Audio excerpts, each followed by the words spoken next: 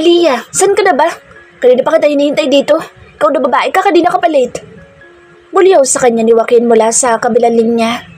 Ayaw kasi siyang payagan ng kapatid niya pati na ni Mateo, kaya naman tinakasan niya ang mga ito para sumaglit sa birthday celebration ng kaibigan niya. Malapit na ho, kaya relax ka lang. Balik niyang bulyaw dito dahil masyadong malakas ang tugtog mula sa kabilang linya. Bilisan mo na dahil malapit na kaming matapos. Baka sa boss dito ang pagkainis kaya naman natawa siya. Paano ba naman kasi halos 2 oras ang naging biyahe niya dahil napakalayo ng venue nito. Di na nga sana siya pupunta dahil hindi niya kabisado ang lugar, kaya lang ay tawag naman ito ng tawag kaya napilitan siyang pumunta. At dahil 2:00 na siyang dumating ay baka magtagal lang siya na 1 oras dahil babiyahe pa siyang pabalik. Nandito na ako, Joaquin. Imporma niya rito at pinatay na niya ang linya.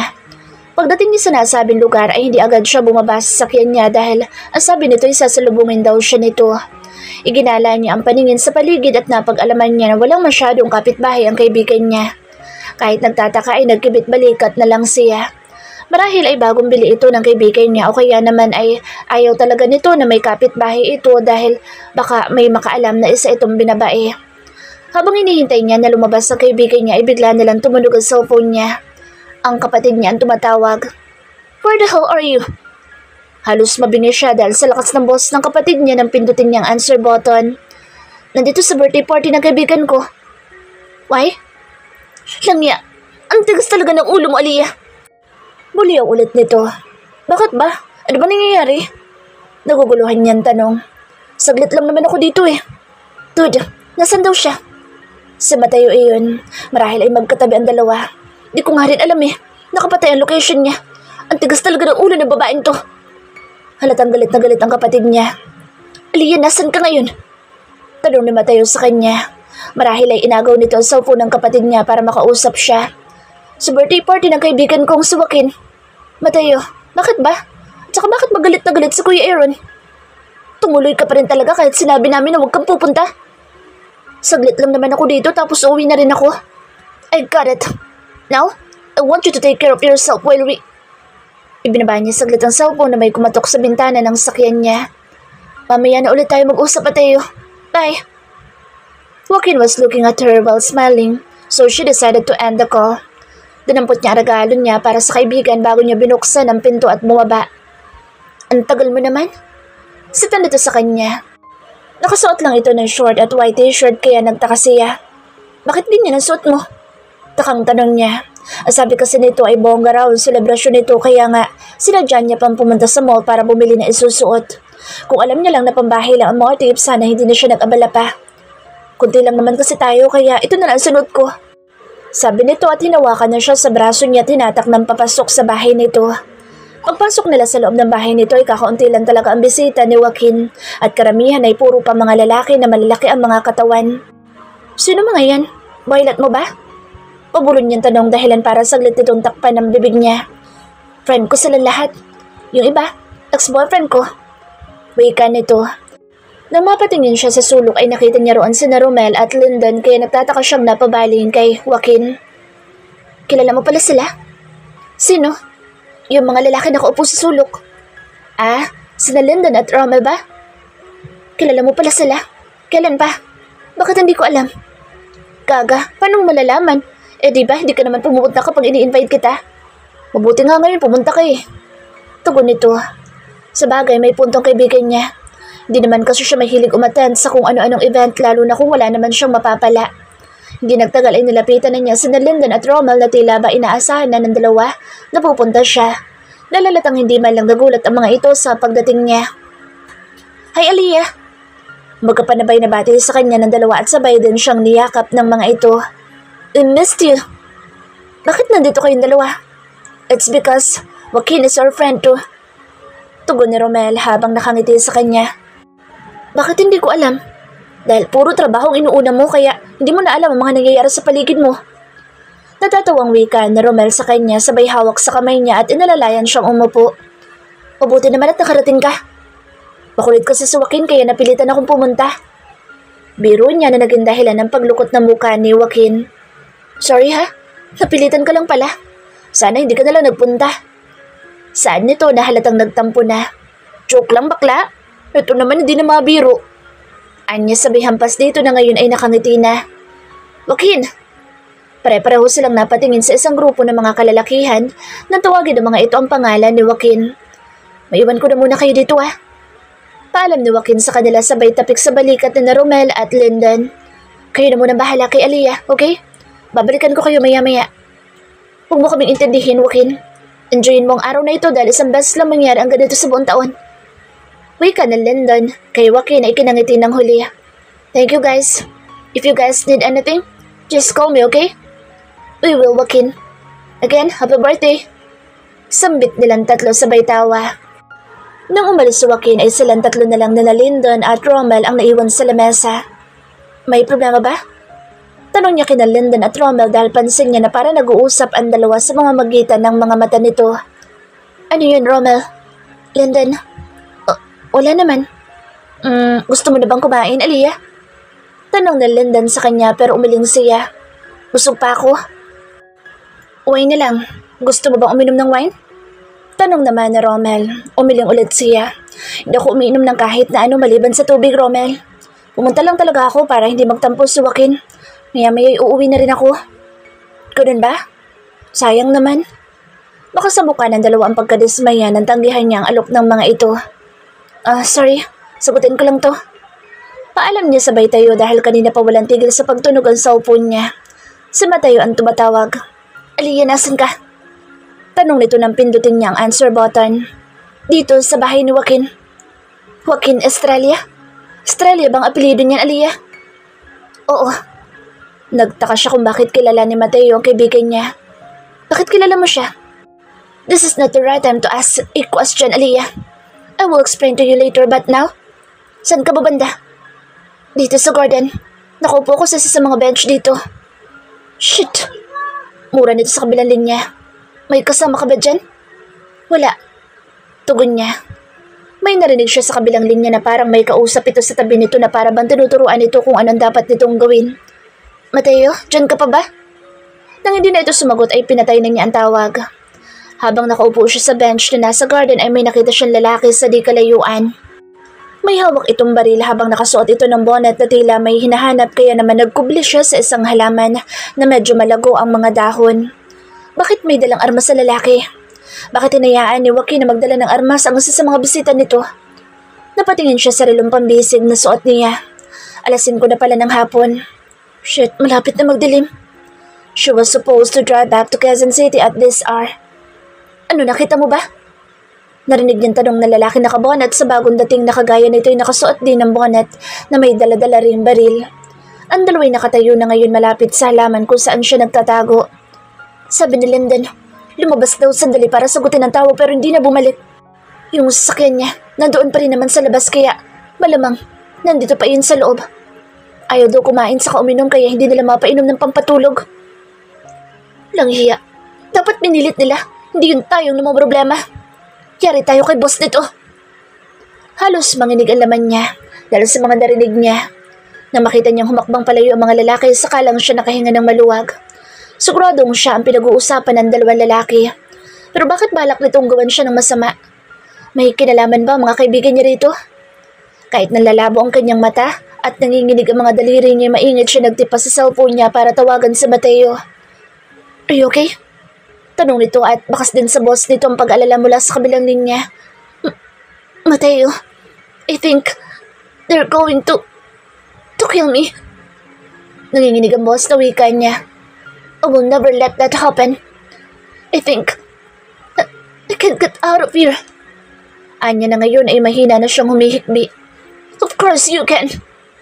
Nang may marinig siyang kaluskos ay pinatay niya ulit ang tawag dahil baka may makarinig sa kanya.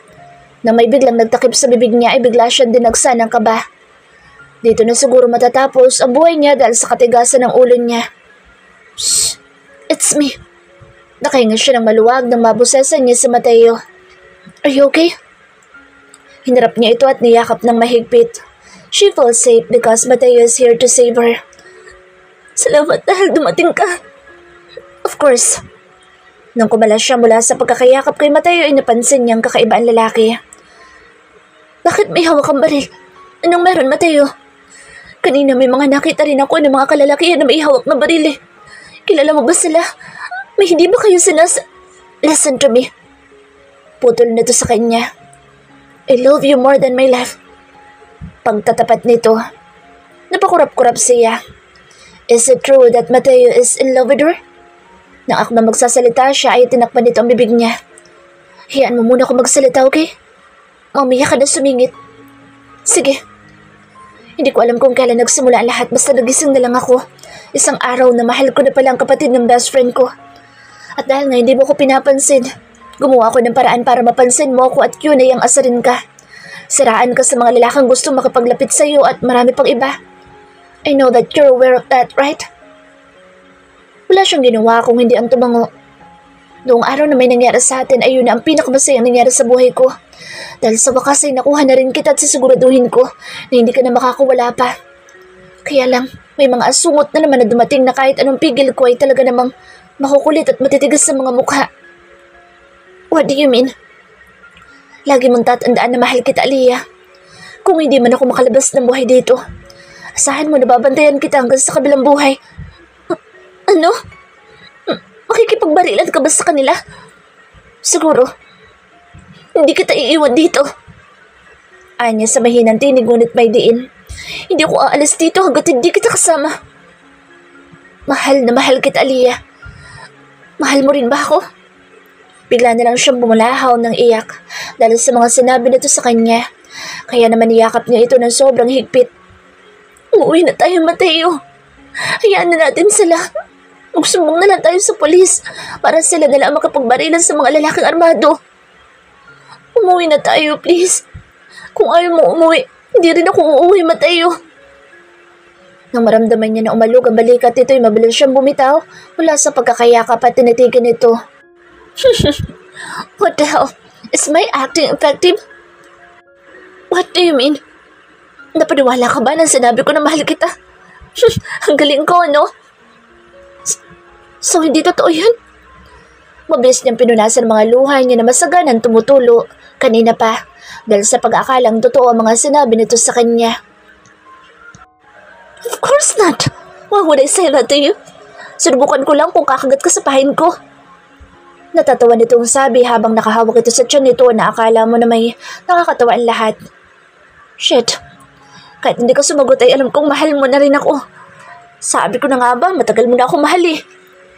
Sa sobrang inis niya, bigla siyang tumayot, sinipan niya ito sa balikat. Hindi pa siya nakontento roon dahil sinapak niya ito sa mukha bago siya tumakbong palayo dito. Kasabay noon ay bigla na lang lumakas sa loob niya na para bang kapag may nakita siyang kalaban ay kayang-kaya niya labanan ng mga ito. That asshole. Kapag nagpakita ito sa kanya bukas o di kaya sa mga susunod pang mga araw ay papatayin niya talaga ito. Lahat na yata ng muray na banggit niya habang papunta siya sa kinaroroonan ng sasakyan niya. Bago pa man siya makasakay sa loob ng sasakyan niya ay may nagpaputok sa gawin niya. Kasabay noon ay narinig niya pa ang sigaw ni Mateo. Keep going, baby. Just drive and don't look back. Kahit gusto niya itong balikan na hindi niya ginawa dahil halos mabingi siya sa palitan ng putok ng baril. Go! Don't worry because I've got your back. Kahit naiinis siya dahil sa ginawa nito kanina, ay nag-aalala pa rin siya sa lalaki. Dude, sa tingin mo ba galit sa akin sa Aliyah? Tanong niya kay Aaron habang nakasakay siya sa sasakyan nito para isugod siya sa ospital dahil nadaplisan siya ng bala kanina habang nakikipagpalitan siya ng putok sa mga kalaban nila. Akala ko kasi mamamatay na ako kaya nagtapat na ako eh. Dahil ayaw niyang iwan ako doon, ginawa ko na lang na biro ang pagtatapat ko para magalit siya at iwanan ako doon. Yun pa talagang inuna mo kesa dyan sa kalagayan mo? Si Kevin ang sumagot habang si Genesis ay prenteng nakasandal sa passenger seat na tila walang pakialam. Mamaya mo na isipin kung galit siya sa'yo o hindi. Yung sarili mo munang unahin mo. Mabuti pa ito si Kevin. May malasakit sa kanya kahit papaano. Samantalang itong dalawa ay parang wala lang. Bakit ka ba kasi sumugo doon na mag-isa ha? Sandali yan. Tanong na Aaron sa kanya habang mabilis itong nagmamaneho. Because my future wife is in danger. Dude, sa tingin mo ba iisipin ko pa ang sarili ko kasi doon sa kapatid mo? Kung alam kong nasa poder siya ng mga kalaban natin? That Tom Rommel is the man who was obsessed with Aliyah. Narinig niya ang lalaking iyon na paiinumin daw nito ng droga sa Aliyah para daw maangkin ito. That birthday party is not for Joaquin, but for Rommel. Ang dalawang iyon ay magkasabwat na pala noon pa man. Kaya nangako siya sa sarili niya na hindi siya magtatapat kay Aliyah hanggat hindi niya nahuhuli ang mga taong noon pa man ay nagmamanman na kay Aliyah. Kaya nga lagi siyang nasa tabi nito para mabantayan ito at syempre para hindi ito magduda sa kanya ay lagi niya itong inaasar at minsan naman ay nagkukunwari siyang gutom para makakain sa restaurant nito. Sa ngayon makakahinga na siya ng maluwag dahil lahat ng mga taong kasama nito sa hideout nito ay halos namatay lahat, kabilang na si Joaquin. Si Rommel naman ay nasa critical na kondisyon at kapag medyo maayos na ito ay sa kulungan ng diretsyo nito. Pero hindi rin naging madali ang lahat dahil tinamaan din siya. Isa sa balikat at isa sa braso. Future wife!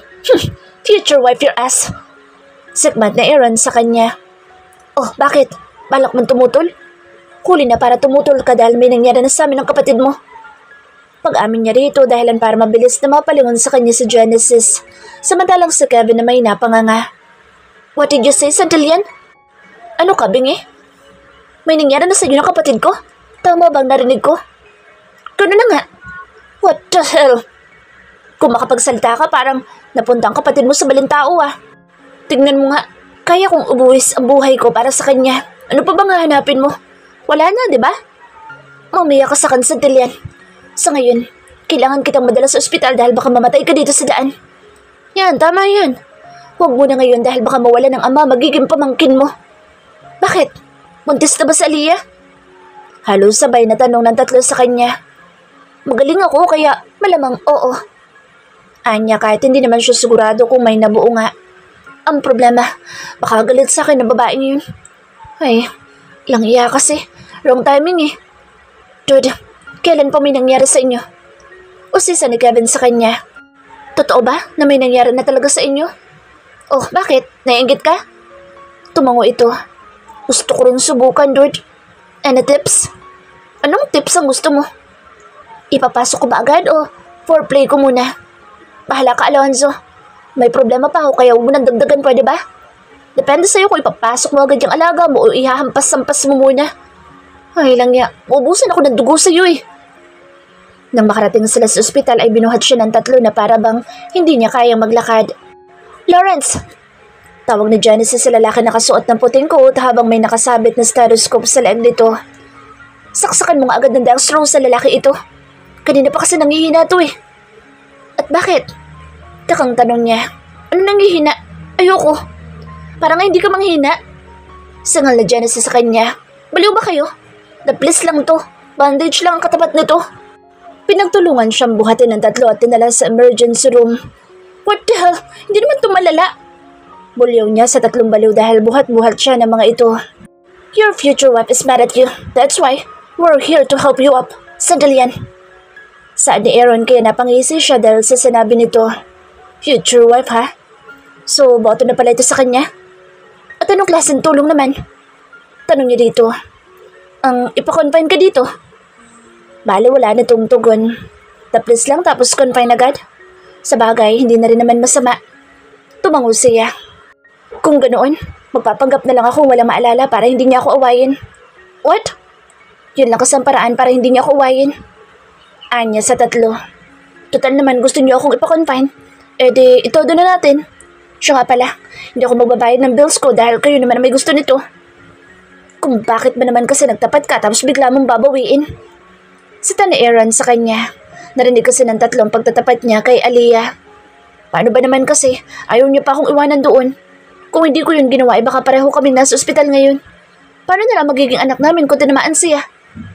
Hinampas siya ni Aaron ng hospital gown na iniabot ni Lawrence dito. Kanina ka pa salita ng salita tungkol sa anak mo eh.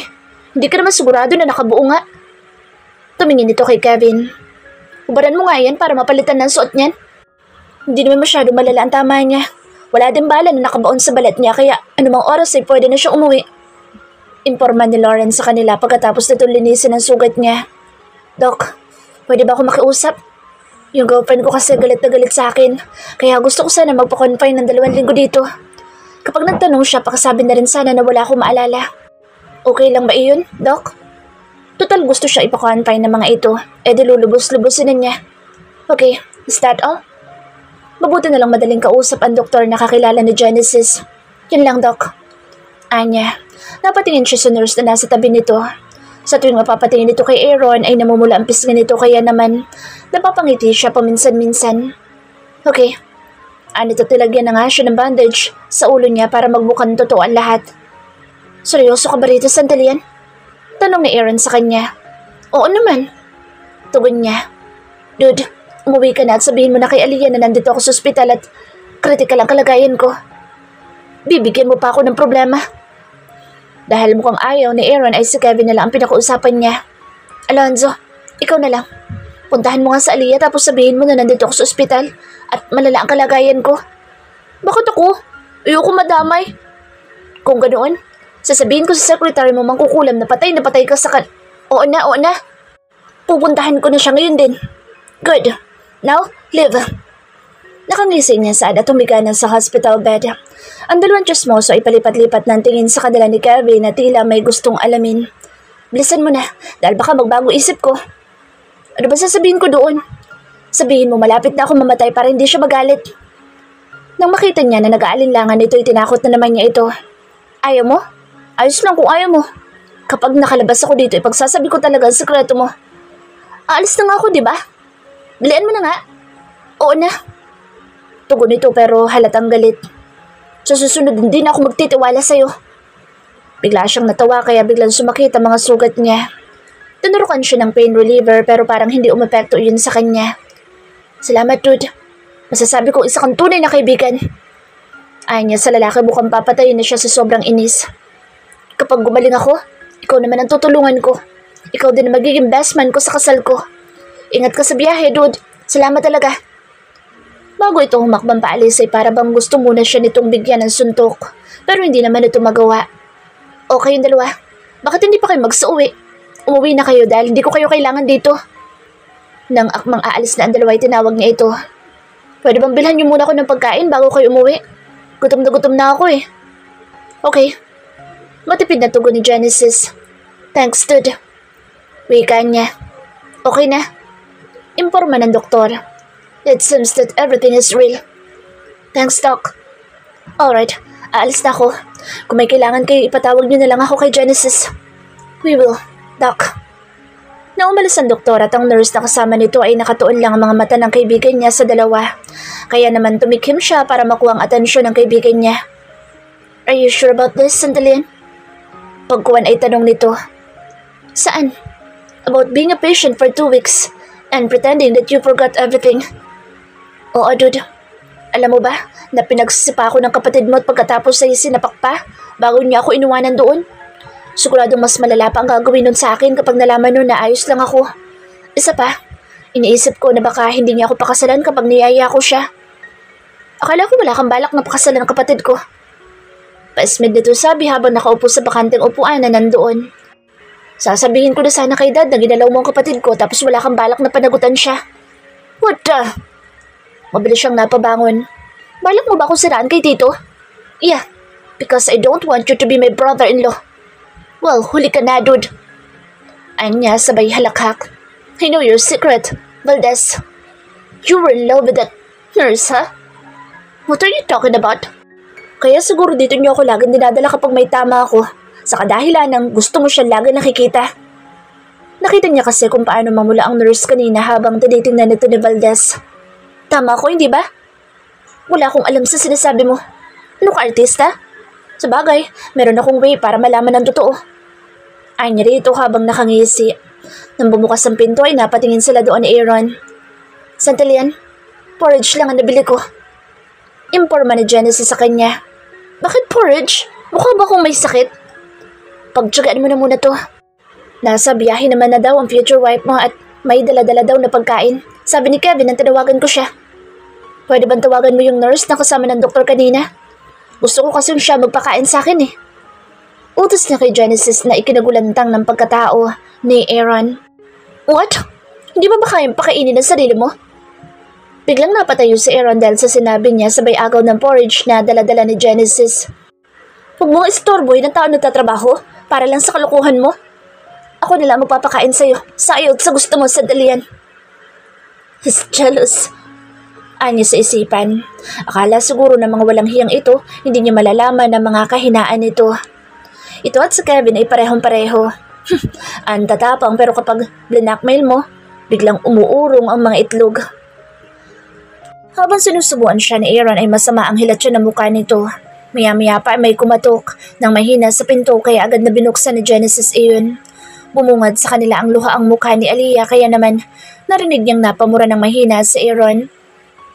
Kuya, ayos lang ba siya? Tanong nito kay Aaron. Ano ba kasi nangyari? Bakit siya lang tinamaan tapos kayong walang tama? Bakit? Ano ba gusto mo? Mas gusto mo ba na may tama kami lahat?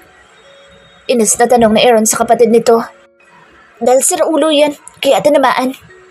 Komento ni Kevin na nakasandal sa hamban ng pinto. Ang sabi ni Kevin, wala daw maalala sa Mateo. Totoo ba, kuya? Yeah. Tugon nito na halatang napilitan lang. Dahan-dahan ito lumapit sa kanya habang saganang tumutulo ang mga luha nito. Who are you? Tanong niya kunwari. I am the woman you two in Kevin's house. Don't you remember anything? Oh, come on. Kapag hindi ka nakaalala sa loob ng isang linggo, papatayin talaga kita Mateo sandalian. Akala niya magiging epektibo ang lahat pero mukhang mas lalo lang yata lumala. Ang mga kaibigan naman niya, imbes na tulungan siya ay lihim pa siyang pinagtatawanan.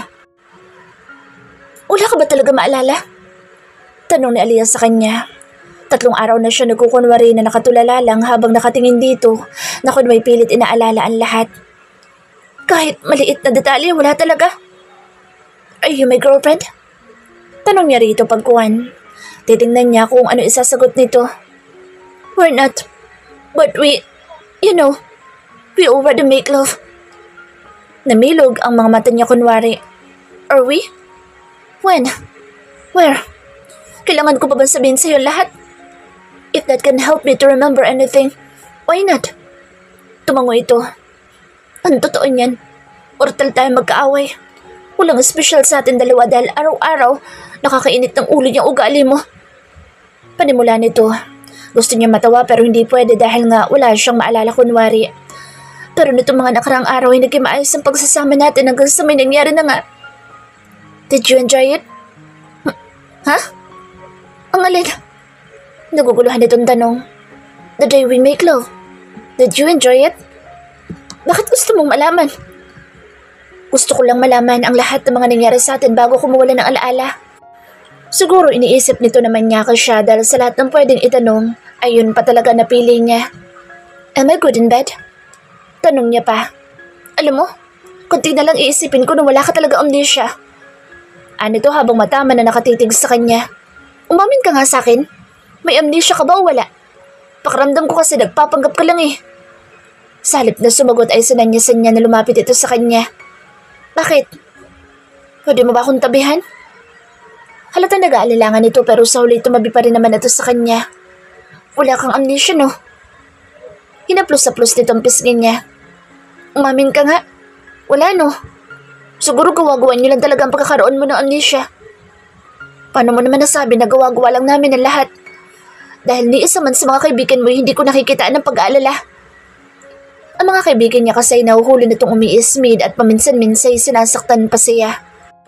Kapag naging maayos na talaga ang lahat ay pagbabayarin niya ang 3, lalong-lalo na si Kevin dahil puro makahulugan ang sinasabi nito at kapansin-pansin na gusto na siya nitong ibuko. Pwede bang paalisin mo muna ang 3 iyan? Wala kasi akong tiwala sa mga mukha nila eh. Yung mga itsura nila mukhang hindi gagawa na maganda kaya sana palabasin mo muna silang 3 dahil gusto ko sana makapag-usap tayong dalawa.